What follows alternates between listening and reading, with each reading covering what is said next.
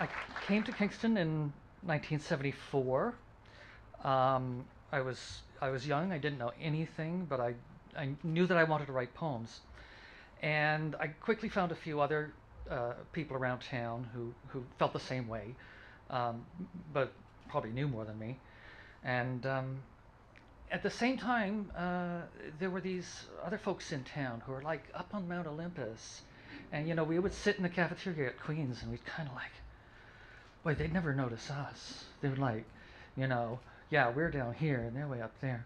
And they were Tom Marshall and David Hellwig and Stuart McKinnon and Gail Fox and Wayne Clifford. So after about a year of not really finding work, I decided to go back to Queens and take some more courses. And I started to meet more people around the Queens department. And um, I don't know, David, if you were involved. I know Tom was. And a lot of great people would come to Queens to read. And then the word among the students would be like, if you know about the party at Tom's after the reading, then you're invited. That's all you needed to know. Just go.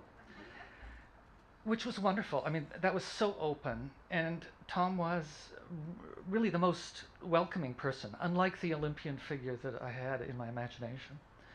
Um, and very kind, as everyone has said, encouraging, as everyone has said. And, there's really nothing more I can add. He came out with a book in 1979, one of his critical works called Harsh and Lovely Land. Um, it's about Canadian poetry. He takes it from the 1800s up to some of the people who've been reading to you tonight.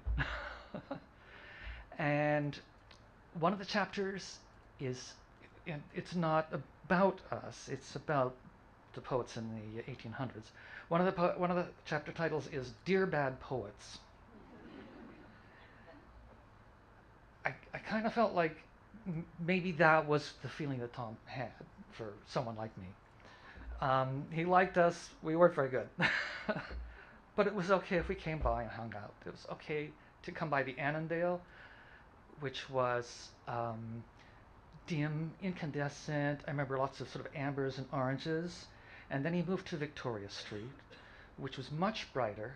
And there was a big Carl Ray print on the wall. Carl Ray was a First Nations print artist from Northern Ontario, and that print was the cover of White City.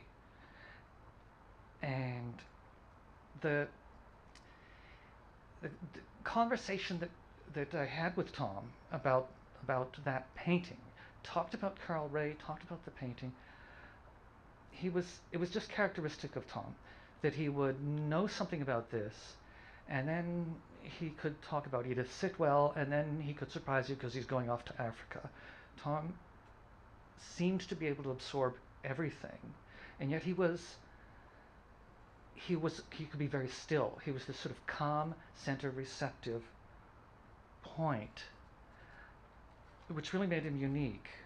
And I guess what I want to do is try to tie that into his notion of physics, of how energy would move and there are particles, but things don't move. I'm not a physics guy and I can't explain it, but the poem that I'm going to read from The Essential Tom Marshall is called Wave Movements, and the poem makes reference to that. Grape leaves, black currants, tiger lilies tall, raspberries and yellow roses riding, winds of 3 summers in the back garden. A wave movement that includes me at last, motionless as a moving ship that glides only on resonant July silence. I saw last year the god of the garden, a face only, Greekish in foliage, drinking wine all afternoon helped me see. A leaf movement that alters the blue sky now becomes so strangely like green water or green fire that burns and unmakes all things. into strange movements and bright frequencies in summer garden on the turning earth of successive dream-like July daytimes. Section 2. A glory of September gale, whitecaps rising, trees agitated, branches breaking in the wild gold sunlight that flickers on high green leaves, lake and wind informing a whole city. Last day of my good father's 74 years of living. Though I did not know that then, as I walked against the strong rushing air to look at the waves and whitecaps surging shoreward.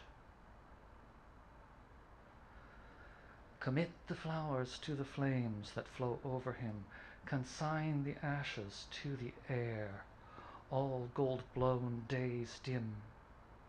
Into evening and afterglow, what we did not know fades with what we did, those flowers burning on the coffin lid. Yellow roses even in September, in the back garden of my brother's house, on this day of my father's funeral, a sunlit garden on the turning earth, of successive dreamlike lives and movements, of leaves and men, and now pungent grape smell, filling my nostrils in this autumn warmth, this richness of leaf galaxies, lilies and spent bushes, raspberries, currants, gone.